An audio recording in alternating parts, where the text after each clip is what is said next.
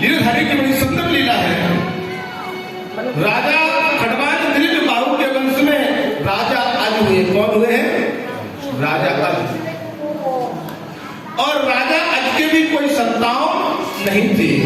ये राधेश्याम रामायण और आनंद रामायण की बात बता रहा हूं।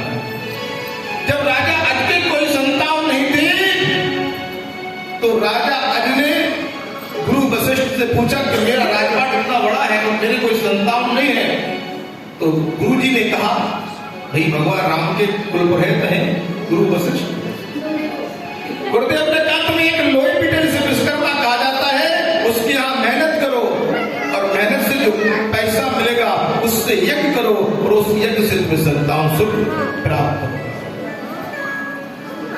अब ऐसे जब सुना तो राजा अज ने एक विश्वकर्मा जी के यहाँ मेहनत की और उन्हें 4 पैसे दिन भर की मेहनत में मिले।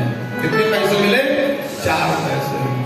जैसे हम सभी मेहनत कर रहे हैं, आशा करते हैं भोलेनाथ लास्ट में कछू तो देगा ही नहीं, लेकिन उनकी तो डमरू बजे रही जैसे भी बजेगी। राजा अज ने 4 पैसे लिए। 1 पैसे से हवन सामग्री खरीदी, 1 पैसे से ब्राह्मणों की दक्षिणा, 1 पैसे से भंडारे की व्यवस्था की और 1 पैसा अपने पास रख लिया। यज्ञ प्रारंभ हुआ और जैसे यज्ञ प्रारंभ हुआ 1-2 दिन नहीं, कई दिन व्यतीत हो गए। यज्ञ करते करते एक दिन धोखे से वो पैसा यज्ञ कुंड में 4था पैसा था और इस यज्ञ कुंड में वो 4था पैसा गया और 4था पैसा यज्ञ कुंड में पहुंचा है। तुरंत उसमें से रथ निकलना चालू हो गए। 1 रथ, 2 रथ, 3 रथ, 4, 5, 6, 7, 8, 9, 10 और जिस 10वां रथ निकला उसमें एक सुंदर सुकुमार राजकुमार बैठा हुआ। और इस सुकुमार राजकुमार निकला 10वें रथ में और उसके मस्तक पर वही पैसा लगा हुआ है। पहले के राजाओं के मस्तक पर तुमने तिलक देखा होगा, सूर्य के आकार का तिलक लगा होगा। जैसे हमारा वल्लभाचार्य जी का है, संप्रदाय वैसे 4 है, निम्बार का 4, शंकराचार्य, वल्लभाचार्य, ये तो 4 संप्रदाय, रामानुजाचार्य। अब तो संप्रदायों की बहुत हो गई। पहले तो 1 शंकराचार्य जी थे, फिर 4 शंकराचार्य जी हुए। अब तो जो देखो सो शंकराचार्य है, 1008 सब लिखे बोल रहा थे। अब तो महानते अलग नहीं, लेकिन पहले के संतों में एक पावर था, एक सेल्फ डिपेंड होते थे, भगवान की एक विशेष कृपा होती थी। अगर उनका शरीर का एक कण भी स्पर्श हो जाए तो जो मानव जीवन का उद्धार हो जाता है। आज संत मिल रहा है और जो आज भी असली संत है वो नीलकंठ भगवान ऋषिकेश में गंगा के किनारे उत्तराखंड में आज भी निवास कर रहे हैं। जैसे नीलकंठी बाबा का निवास स्थान है, संत है, परम मानस है। आपके यहाँ बाबा मस्तुराम जी का स्थान सिद्ध है, इनकी महिमा अद्भुत है। ऐसे गोविंद ने लीला की। जैसे दशरथ का प्राकट हुआ, आज दशरथ का व्यवहार हुआ। 1 नहीं 3 रानियों से हुआ। सबसे पहली रानी कौन है? जो भक्ति स्वरूपा है। कौन सी रानी है? दशरथ कौन है? जीव। और जीव का पहला विवाह हुआ भक्ति से। जीव का पहला विवाह किससे होता है? भक्ति स्वरूपा कौशल्या से। जब भक्ति से विवाह होगा तब परमात्मा आएंगे, आने वाले। और दूसरा जीव का विवाह किससे हुआ है? जो क्रोध और काम की स्वरूपा है। वो कौन है? कैकेयी। और क्रोध काम के बाद में जो दासी स्वरूपा है सुमित्रा जी, तीसरी रानी से विवाह हुआ दशरथ जी का। तो क्या कहा है कि जब जब हो धर्म की हानि, जब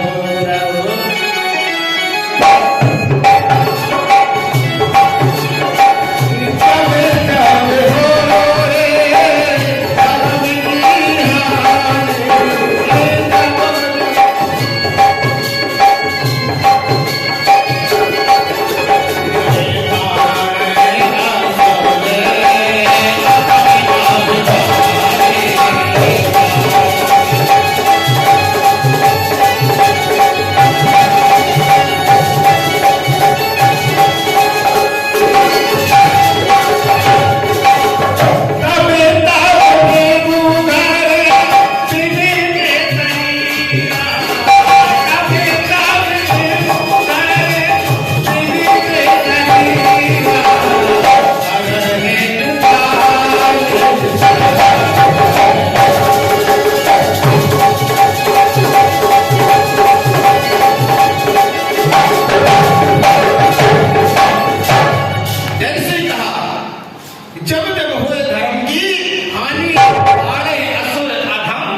अभिलाषी। तब तक प्रभु धरे विविध शरीरा और हरे कृपा निधि सज्जन।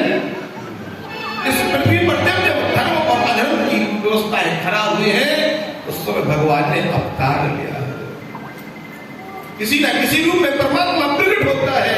गोविंद ने जिस समय शाकाहारी आधारी भक्त से भगवान ने बाणे खल बहु चोर ज्वारा और जे लंपट पर धन पर माने मात पिता नहीं देवा और साधु सन करवावे। कलयुग में क्या हो रहा है देख तो रहे बाप।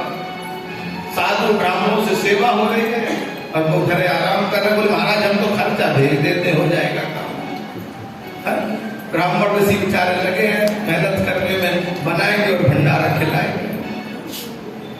एक तो गोविंद की विशेष कृपा है, गोविंद का भाव है, नारायण का भाव है। बाड़े खल बहु चोर ज्वारा और जे लंपट पर धन माने मात पिता नहीं देवा और साधु सन करवावे।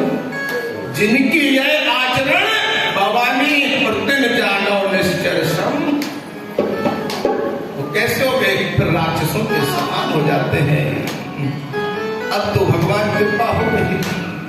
तीनों रानियां हैं लेकिन आज दशरथ जी का पूरी उम्र व्यतीत हो गई। एक दिन दशरथ जी ने मन रूपी दर्पण को देखा। पहले शीशा आजकल देखा आपने। एक बात याद आ गई, महाराज तो पीछे क्या चलेगा तो मेरे आगे आ जाओ और आनंद आता है शंकर जी के ब्याह को। हाँ भाई देखो ऐसा लगन लगी तुमसे। भोलेनाथ के गड़े आमने सामने बैठ रहा तुम मन लगोगा बाबू जी है कि नहीं। आज ये गोविंद कह रहे हैं एक बात याद आई है। देखो राम जी का जन्म होने जा रहा है तो राम जी के में तो आनंद ही आनंद है। दशरथ जी ने कौन सा दर्पण देखा है? दर्पण माने जानती है ना आप लोग, शीशा होता है? और आजकल तो लोग 24 घंटा शीशा देखा। आज तुम्हें रात की बात बताए, बड़ी बहुत अच्छी बात। हाँ जब 2-4 लोगों को पता है। हमारे जो चेला है ना नंदीश्वर के घर एक जाल में जल। आज तो चेला रात में सो रहे थे बड़े भाव से। 11 बजे तो बेचारे सो पाओ थे। 11 बजे सोए और 12 बजे जैसे ही सो पता नहीं कौन से आओ ने आवाज लगा दी और हम किसी करक से बाहर निकले और 2 चेलन को देखो। 2 चेला रात के 12 बजे। अब आजकल दर्पण में मिला सोचो। हाँ स्मार्ट मोबाइल कहते हैं ना, इस मोबाइल में कांच है। बड़े बात है रात के 12 बजे मुंह देख रहे हो, कंगी कर रहे हैं। हमने कि कहाँ जाना रात के 12 बजे। और दोपहर ने जैसे तुम्हारी आवाज सुनी कब मलोड़ गए। हमने कि काहे? बोले गुरुजी हमने कि बताओ। ये बता रहा है इनके बारे में। रात ही रात में इनने ऐसो सपनों देखो। हाँ काऊ को जाको ब्याह में हो पास है पूछो। रात ही रात में इनने सपनों देखो और ऐसो सपनों देखो कि रात में इनके ब्याह हो और ऐसो ब्याह हो कि ऐसी लड़कनू बहू आई चटपटी रात भर में 18-20 को बाल बच्चे वाले करवा दे। और जाके बाद में क्या हुआ? अब जे आलसी ब्राह्मण बाने कहीं से जाओ और बच्चे के लाने कचू कमा के ले आओ। सुनी आई गुस्सा सुनने बाद के लात मारी सुबह की नहर के जिनके गली जो बोले क्या कर रहे हैं? बोले हम तो सो रहे हैं मंदिर में, हमें तो पता लगा रात में ब्याह होगा। ये सो ब्याह न करो दर्पण देखते हैं।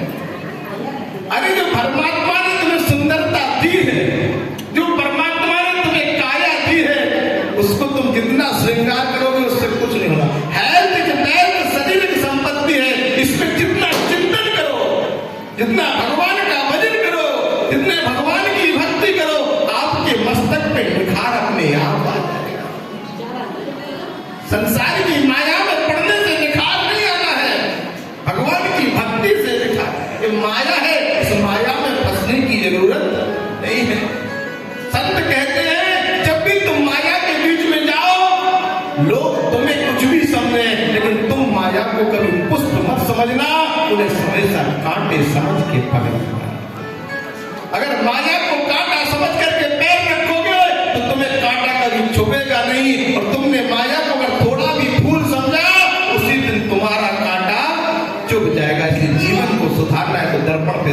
तो मन पे ध्यान दो। मन की तरंग मार लो बस हो गया भजन, आदत बुरी सुधार लो बस हो गया भजन। आए हो तुम कहां से जाओगे तुम किधर, पानी के स्वर सुधार लो बस हो गया भजन, पानी के स्वर सुधार लो बस हो गया भजन। अब काऊ काऊ की आदत है, नहीं सुधारने तो मत सुधारो, लेकिन गुस्सा ना हो, बोलो राधे। हम तो प्रार्थना कर सकर भोलेनाथ सुधार करते अच्छी। गोविंद जैसे आज दशरथ जी ने एक कौशल्या को बुलाया, सुमित्रा को बुलाया और क्या कहा कि आज मेरा आधा जीवन व्यतीत हो गया, मेरे संतान नहीं है, चौथापन है। आज मन रूपी दर्पण को देख रहे हैं और देखा कि मेरे केस सफेद हो गए, और जैसे देखा मेरे केस जो है वो सफेद हो गए, मेरा मन अद्भुत हो गया। अब तो मन की बात को सोचा, कौशल्या कहते सुमित्रा कह रही राजन चिंता न करो, गुरु की शरण में जाओ, गुरु ही सारी उपायों को करेंगे, गुरु के बिना कुछ नहीं है संसार में,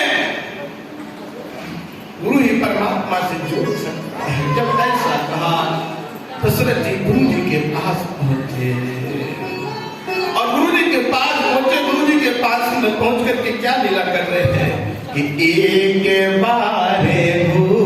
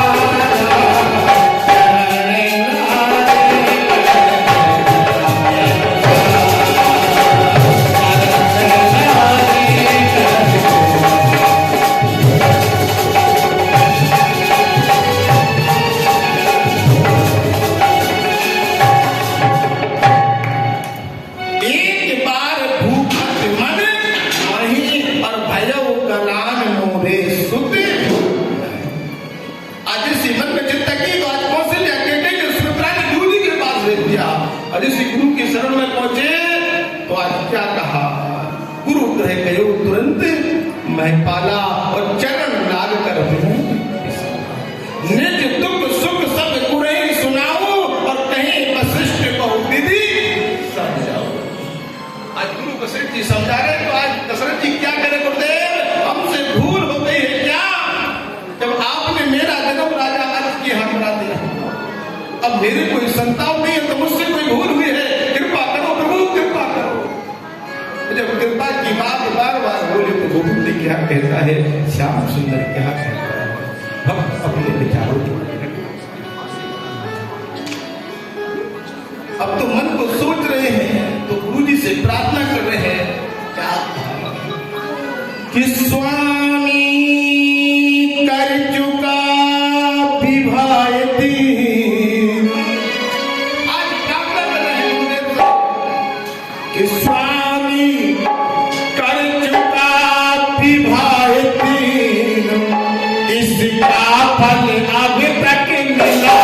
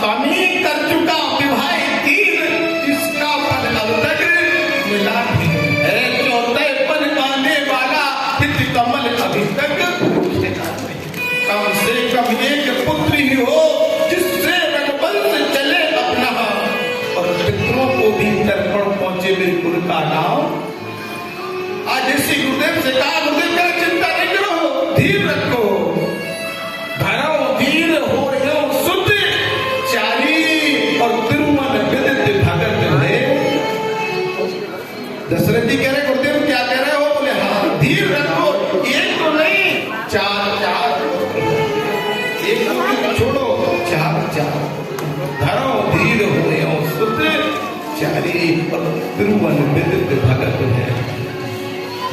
श्रृंगी रसायन वशिष्ठ बुलावा और पुत्र काम शुभ जग, पुत्र काम शुभ जग। अब तो श्रृंगी ऋषि को बुलाया। आप एक मन में शंका आती है, पूरे रघुवंश में जब भी कोई जरूरत पड़ी पूजा पाठ की तो कुल पुरोहित वशिष्ठ जी ने की है। ध्यान देना, आप लोग समझदार बैठे हैं। जब जब जरूरत पड़ी रघुवंश में, सूर्यवंश में, तब तब कुल गुरु वशिष्ठ ने पूजा हवन पाठ किया। राजा अज का भी उत्कृष्ट यज्ञ वशिष्ठ ने किया। लेकिन जब दशरथ जी कर रहे हैं तो श्रृंगी ऋषि को क्यों बुलाया?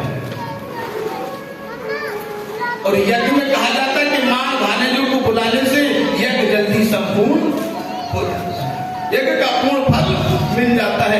ऐसा नियम है, गोविंद का ऐसा नियम है। मां भानेजों को यज्ञ में बुलाना चाहिए। और श्रृंगी ऋषि कौन है? श्रृंगी ऋषि दशरथ जी के दामाद है। गुरु वशिष्ठ की पुत्री थी जिसका नाम था शांता, और शांता का कन्यादान किसने किया? दशरथ जी ने। और जब दशरथ जी ने कन्यादान किया श्रृंगी ऋषि के साथ में, और जो कन्यादान करता वो पिता होता है कि नहीं होता है? और जब शांता का कन्यादान किया श्रृंगी ऋषि से तो फिर ऋषि श्रृंगी दामाद बन गए। बोले अगर दामाद यज्ञ करेगा तो फिर अपने आप पुत्रष्टि संपूर्ण हो जाएगा, परमात्मा अपने आप। श्रृंगी ऋषि वशिष्ठ बुलावा और पुत्र काम शुभ यज्ञ। यज्ञ प्रारंभ हुआ, बड़े विधिवत से यज्ञ हो रहा है। उसी समय अग्निदेव प्रकट हुए। अग्निदेव हव्य को प्रसाद को लेकर के आए। और इसी अग्निदेव हव्य प्रसाद को लेकर के आए, और वो हव्य प्रसाद को लेकर के आए तो आज तुरंत दशरथ जी ने लीला करते हैं। प्रसाद को हाथ में लिया अग्निदेव के द्वारा, अपनी नारी को बुलाया। कैसे? कि तब है